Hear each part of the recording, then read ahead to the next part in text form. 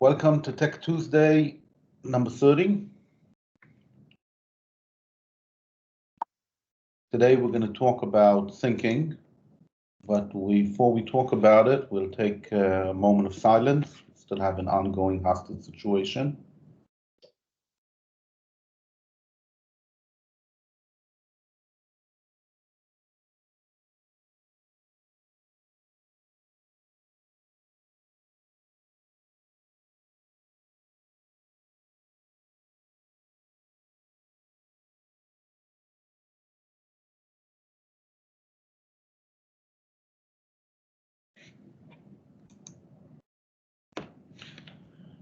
So when we do IP work, especially when we do patent work, there's a lot of thinking involved.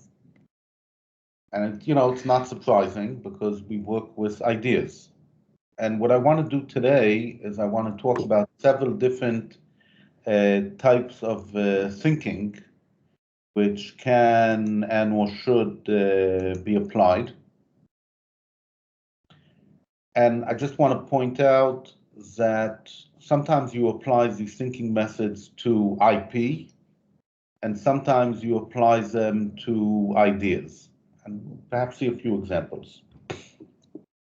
And through all of our work, I don't know if you're familiar with Clerk Maxwell, who formulated the founding equations of electromagnetic theory. And what he used to ask people is, what is the go of it? In other words, well, what's special about it? And then if somebody answered, he said, what's a particular go of it? Okay, so patents are always about the particular go of it, even when we're going to talk about fluffier types of thinking.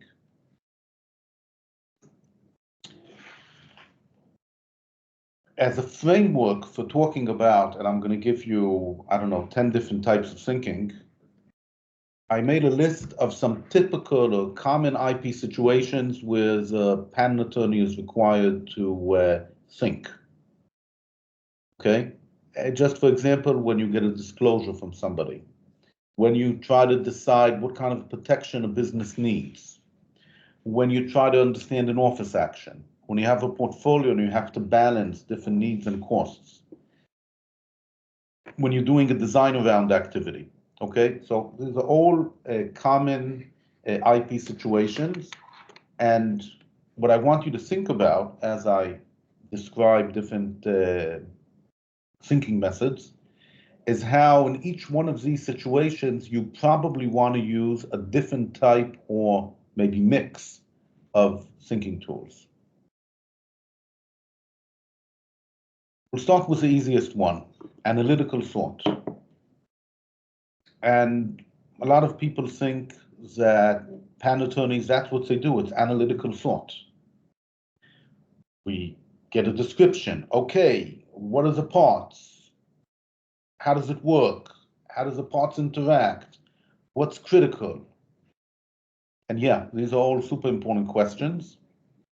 And here's some example methods that you apply when you do that. Taxonomy.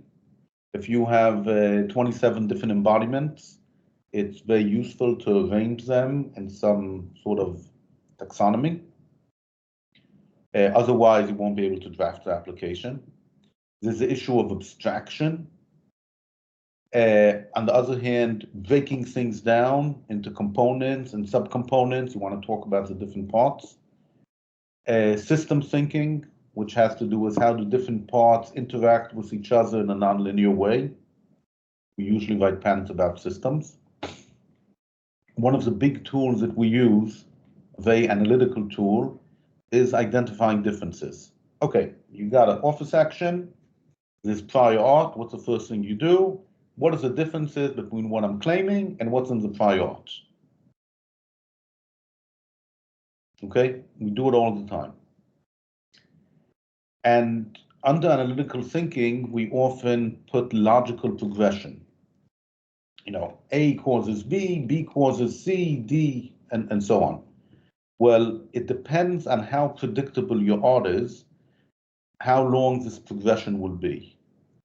So If we're talking about mechanics, you can have a pretty long progression. And if we're talking about some types of chemistry, it's very difficult to make a progression of more than 1 or 2 steps. Now, the big weakness of analytical thinking is that the model, and analytical thinking is always using some type of model, is not the world. The world is very complicated. And most important, whatever it is that you're doing now, it's always going to be an initial model. Because while you're doing your work, the inventor is sitting in the other room and making changes and new discoveries. Under analytical thinking, you also have different types of inference. So we have deduction, induction, and abduction. And you have to use deduction because any disclosure you get is going to be incomplete. What people sometimes forget to do is when they apply deduction and understand something they didn't before, it doesn't make its way into the application. And here's a warning, deduction doesn't work so well in office action responses. In other words, if you try to do a deductive process and explain to the examiner why they're wrong, it usually does not work. And the reason is because there's so many different ways the examiner can misunderstand what you're talking about. Induction, we talked about before, works better when the field is predictable. And it's a critical thing to do when you're trying to understand what ranges to talk about and what are the consequences of being inside one range or outside another range. Abduction is a type of thinking which has to do with finding a way to a result, meaning I know where I want to get to, the question is how do I get there, logically. And this is a critical way of thinking, and I gave you 2 examples. We have an application and we're trying to expand its coverage, but more relevant for our daily work,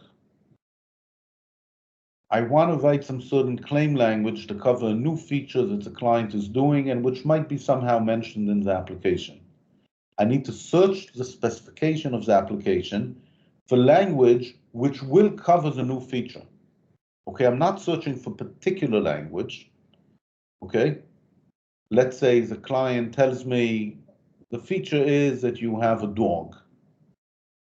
I can look through the application, it won't say dog, but it might say mammal, and it might say something with 4 legs and a lot of hair, and it might say a machine that makes noise, which sometimes starts with the letter B, bow wow, and you need to figure out whether that language which you found matches the results that you need, okay? So that's abductive thinking. And usually when you're drafting, you have a sequence of deduction, induction, and abduction. Deduction, you understand what's going on. Induction, you're trying to describe how far you can go. And in abduction, you realize that you need another way of protecting something. Okay, if you only had 1 example, you need 2 examples. Okay. Application says, specification says cat. You want to write in the claim mammal with hair. You need more than 1 example. How do you find that example besides asking the client? The answer is abduction. You say, what other animal meets the requirement of mammal and hair and is not a dog? Probabilistic thinking. Yes, it's a little related to analytic, but it's only an overlap. So the problem is people think about patents in connection with engineering or science, and we know science is right. And when engineers build something, it works. And guess what? Most patents don't work. And examination also doesn't work. And market development doesn't happen the way you think. And competitive behavior also doesn't happen the way you think. So really what we're dealing with all the times are unknown things. Okay, and it's a feature. It means that when you write a patent, you expect it not to work, but when you design your portfolio and when you build your strategy for obtaining patents and for using them, you have to take into account this probabilistic behavior. So you have to think in probabilities, not in certainties, not in correctness. And there's two comments here. The first one is, one of the things that causes not being certain is that the inventor or the patent attorney, heaven forbid, might make a mistake. They write the wrong thing, they tell you the wrong thing, they misunderstood something, and that is a risk that's always happening. And the other note is there's a huge difference between risk and uncertainty. In risk, we know what the probabilities are and what the outcomes are, and we can calculate the value of a decision. With uncertainty, we don't know one or we don't know both. So today, it falls under probabilistic thinking, but actually it's not really probabilistic. It's something different. It's thinking under uncertainty. Creativity, and I'm talking about creativity of the patent attorney. And why does it have to be? For a very simple reason. When we write patents, it's about something new. That means that the old rules might not work. Let me talk about macroscopic and microscopic creativity. Macroscopic, a new way of protecting, a new way of drafting, a new way of arranging the information in a way that will do what you want it to do in the application. So yeah, after you've written 500 patent applications, maybe you can just reuse your previous arrangement. But maybe not. Maybe you have a new invention, I don't know, some combination of quantum mechanics and regular mechanics. I have no idea what the patent application should look like. I have to create it. And there's also micro creativity. You gave an argument, it didn't work, now you have to make a new argument. You're writing an application, you have to create a new embodiment. You need to create values. You need to create alternatives. Okay, so creativity is working overtime. And what that means is, for example, when you draft a patent application, you have a play between insight and generalization. So insight is when you suddenly understand something, and generalization is when you give multiple examples of how to do that. Before I said it has to do with abduction, but actually you have to create these possibilities. So creativity. And creativity also looks into sideshows. One has to do with prediction and futurism. Okay, patents about the future.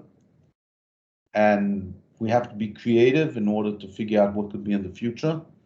And lateral thinking, which is often conflated with creativity. But if you're trying to get a patent, you have to think out of the box.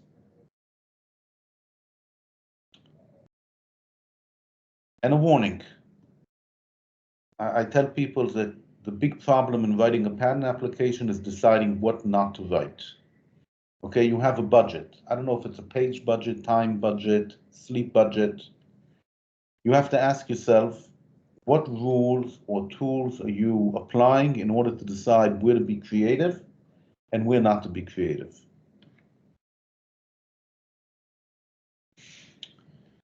Curiosity and exploration. So a lot of us came into this job because we like technology. We're curious about it. And when a client comes in with a cool new invention, there's a lot of exploration going on. Details they didn't give, new applications, what components can we replace? So I kind of divide it into two types of exploration. Some of it is filling in the blanks, and some of it is exploring unknown. What other uses do you have for an invention?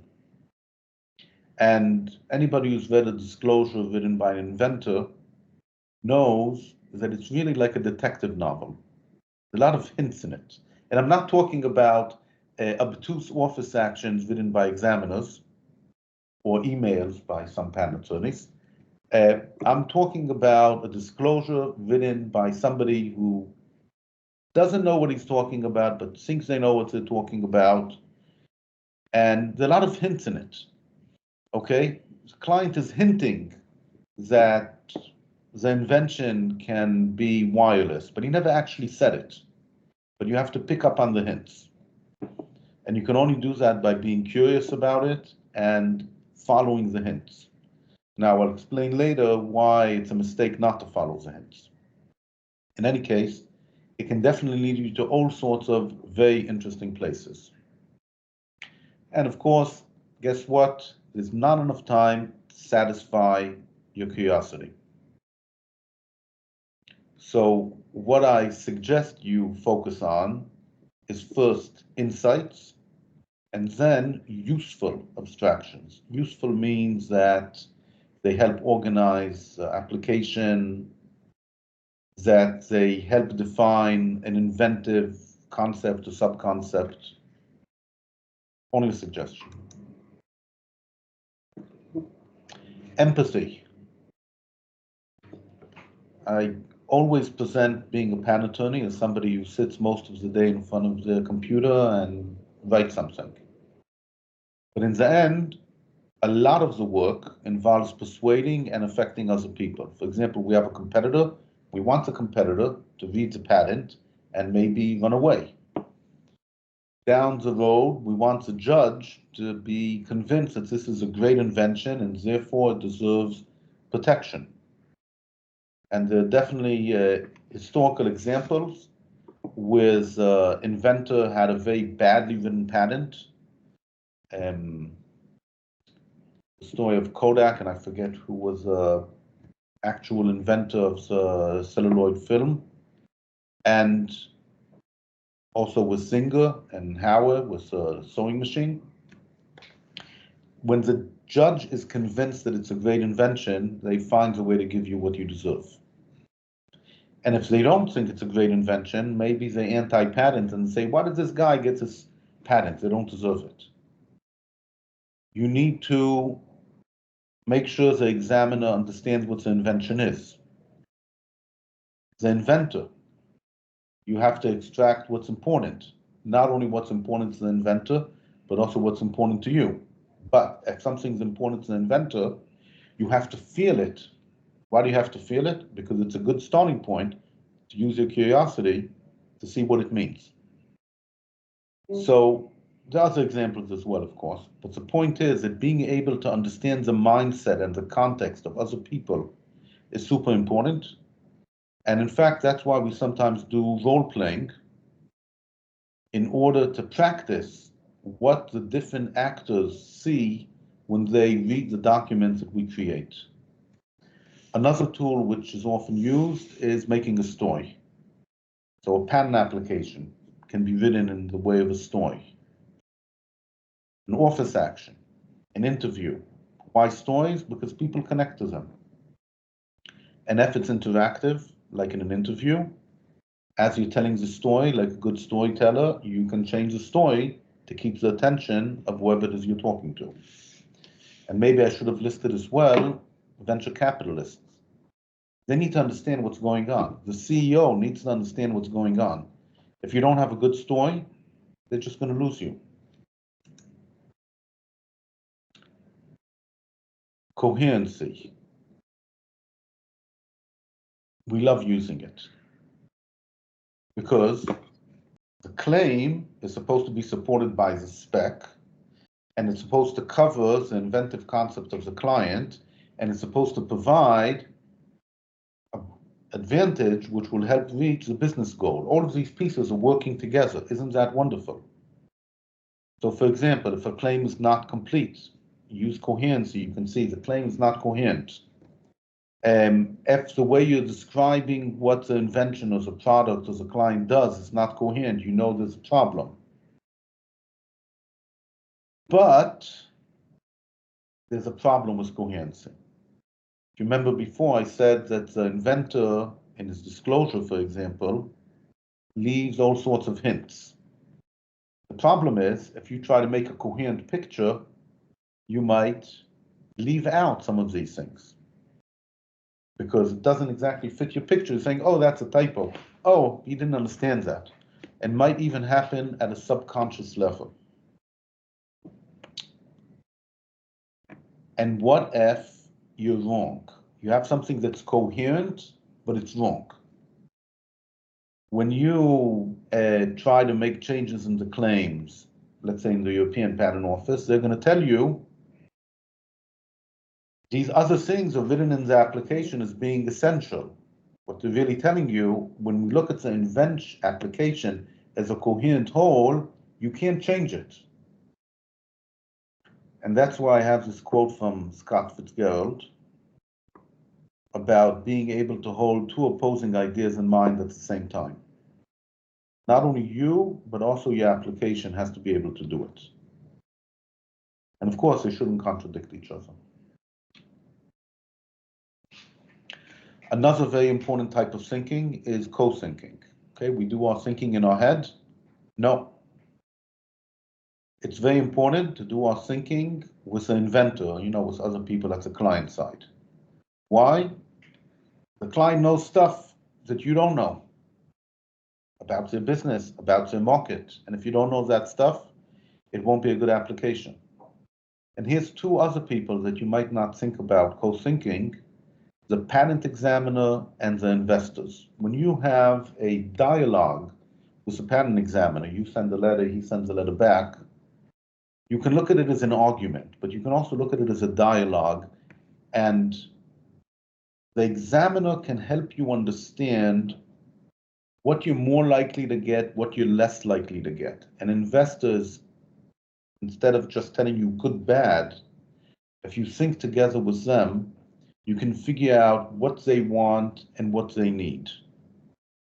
Okay, it's not just asking questions, it's thinking together and raising options and seeing what can be done. Another type of co-thinking is using tools. Now, first of all, I don't think you can think in your head. What we do is just too complicated. Too many details, too many options, too many different things. One thing we do is simply we have all sorts of procedures and habits that cut down the task and serialize it. Okay, first we write claim 1. Then we compare claim 1 against each piece of art. Then we decide what support we need. Then we describe the pictures that will do that. Then we write the spec for each picture on its own. That's one way of doing things. And one of the reasons people do it is, like I said, it's just too complicated to do otherwise. And here's some tools that you can use to help you think and get out of your head.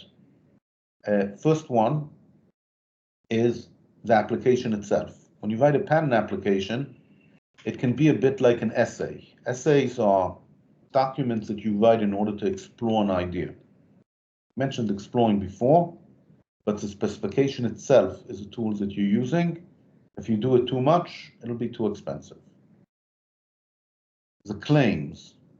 Okay, claims are not the end result of your thinking, but the beginning or the middle of your thinking. When you write a claim, what you're really doing is you're reflecting on paper your conception of what's an invention and what the protection could look like. Now that you have it on paper, you can look at it and find mistakes. Figures, they're used to organize. Lists of differences and why they're significant. We're not going to talk about that. Let's talk about AI. Okay, generative AI, whatever. So I'm just giving you a trivial example because there's lots of other things you can do. You can use AI to generate ideas for alternatives. Okay, you're writing, so you have to give a few alternatives. You're writing a patent about a chair and the legs are connected to the seat. How are they connected? You think with a nail. You ask the AI and he tells you, oh, no, you can use glue. You can use a friction connection. You can use a snap connection. You can melt it together. Okay, So instead of you thinking about it, you're telling the AI what you need and you're dividing up the work.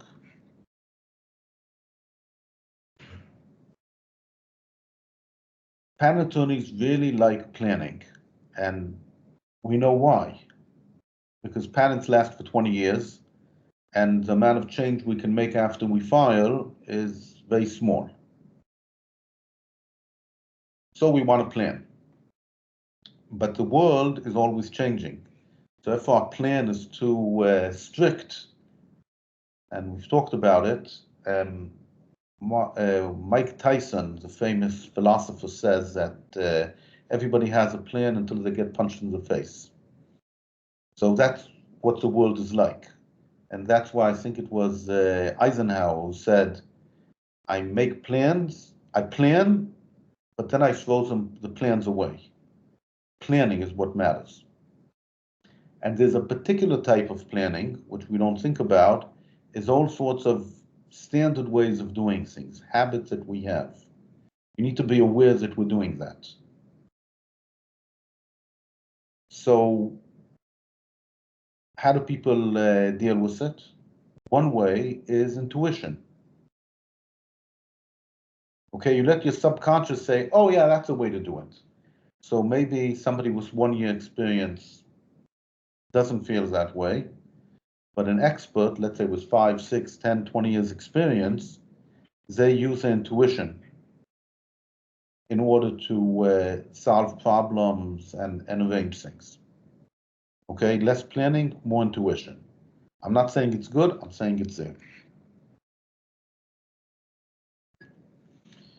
Applicative thinking, that's what I call when you take data or knowledge or skills and apply it to a particular issue.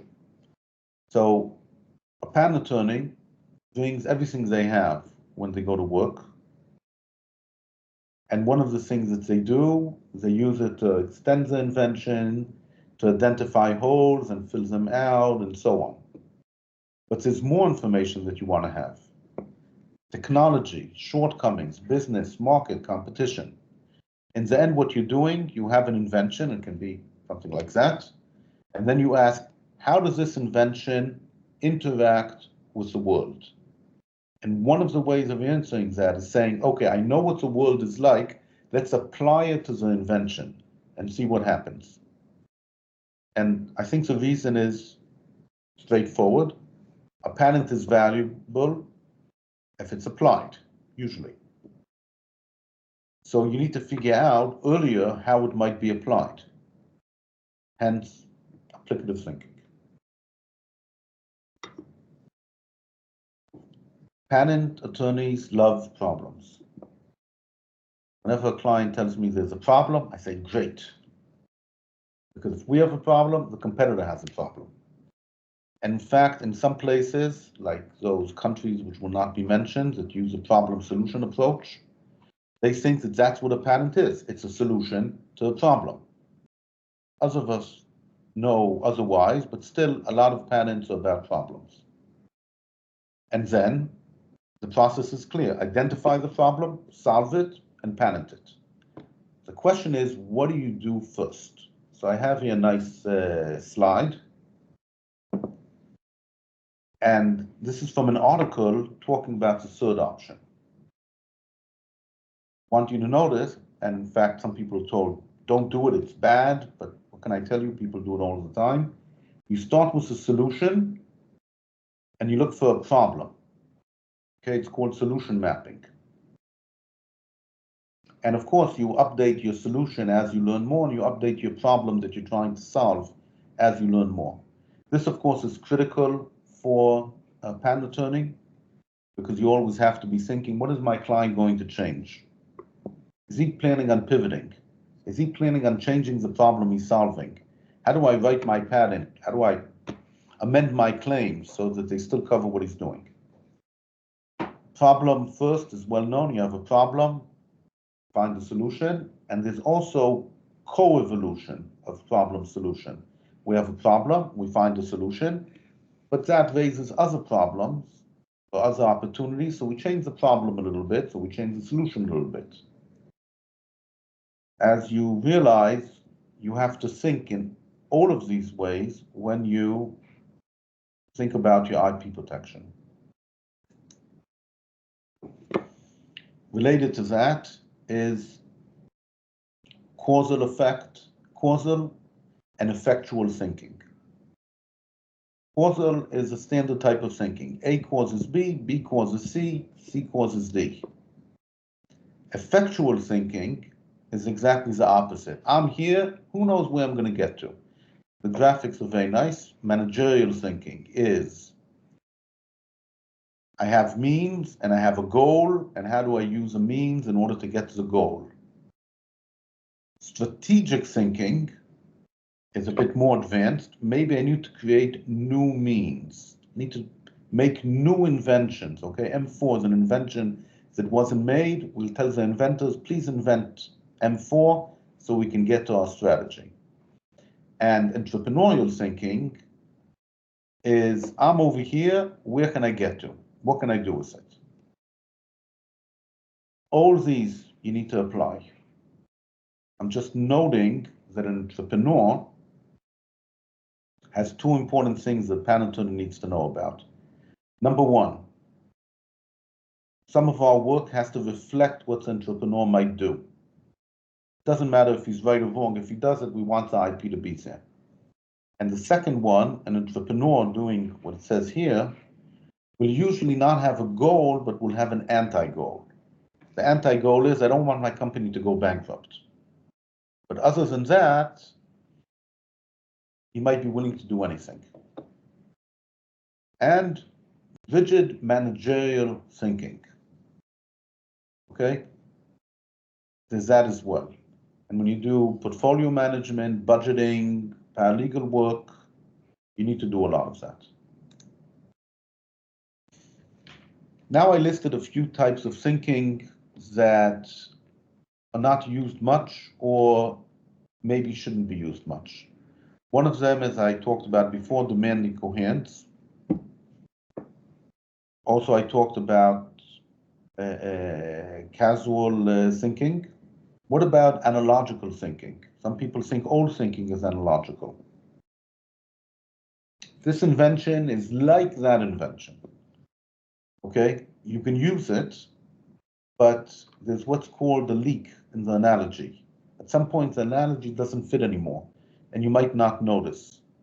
And if you wrote your patent application or planned your protection strategy according to saying, oh, quantum computing is just like psychiatry, at some point it's going to break down. Model-based thinking. We can talk about models, but we know the world is not models. Numeric thinking. Patents are usually about concepts, so we don't use much numerical thinking. Binary, right and wrong. Okay? Required, must. It's not a good way to go.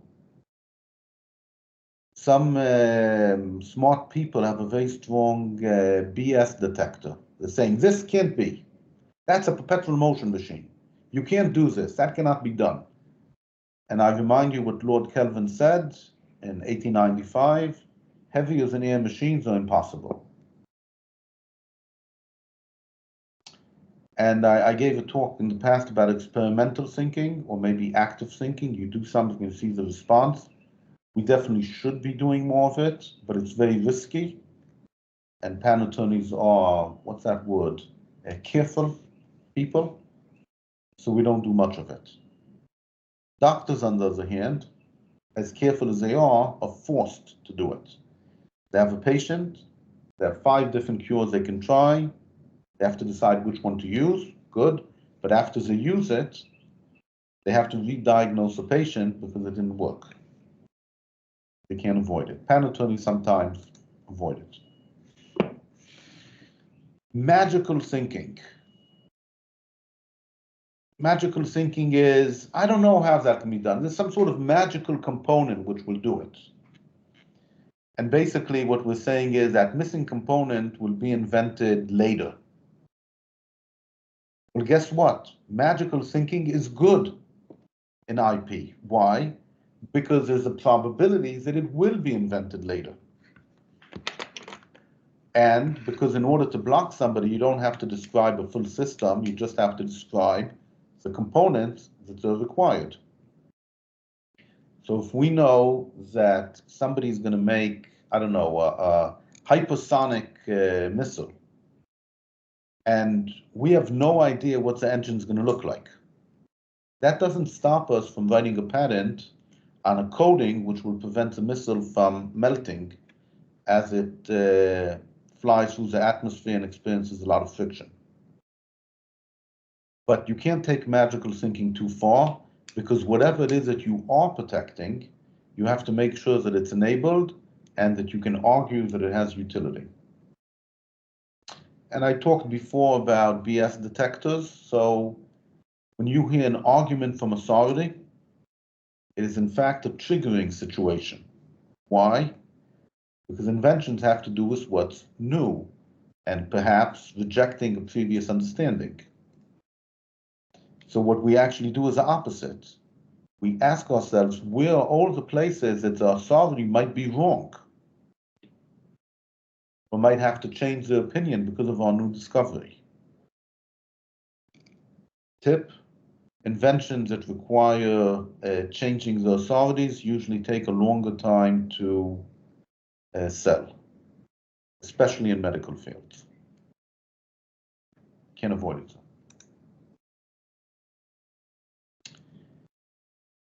So which thinking tool do we apply at each stage?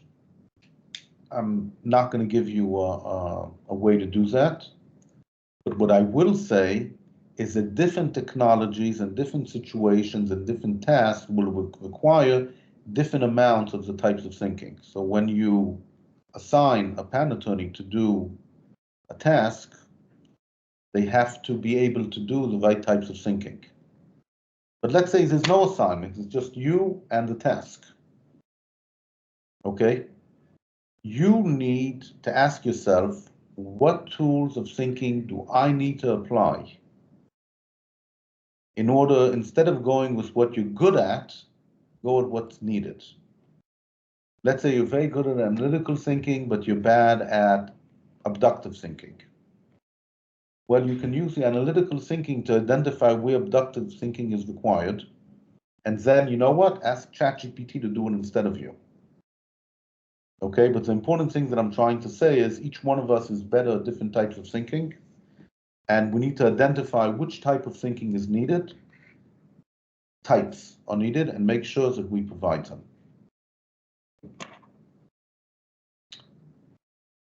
Fuzzy thinking. Okay, if we're going to conclude everything that I talked about, you have a lot of types of thinking. They're very important tools. You need to have them in your toolbox. Different tools have different pitfalls. You have to be careful. You have to know which ones you use, which ones you overuse. And I started off by talking about Clerk Maxwell and talking about a particular goal. The flip side of that is fuzzy thinking. Okay, we all have clients who say, oh, I'll do this. It's not magical thinking. Magical thinking says there's a component that's magical. Fuzzy thinking is when looks like that. Fuzzy thinking is great at the stage of having a vision. Or maybe not great, but it's good. But when you draft the application, you have to have vigorous thinking because we need enablement and we need to cover what's important. So here I just gave an example situation, and really it happens every time a client comes in. What mix of thinking skills are needed at each stage of working on it? Okay, at the beginning I gave you a list of steps. What kind of thinking skills are needed for this technology? Okay, a curvature formula. Maybe you need some mathematical ability, maybe you need something else. Okay, but we're talking about a particular type of market. We're talking about an established maker. There's a lot more certainty about what's going on. We're talking about 3D printing, which is a mature technology. So just think for a second about this particular situation and ask yourself,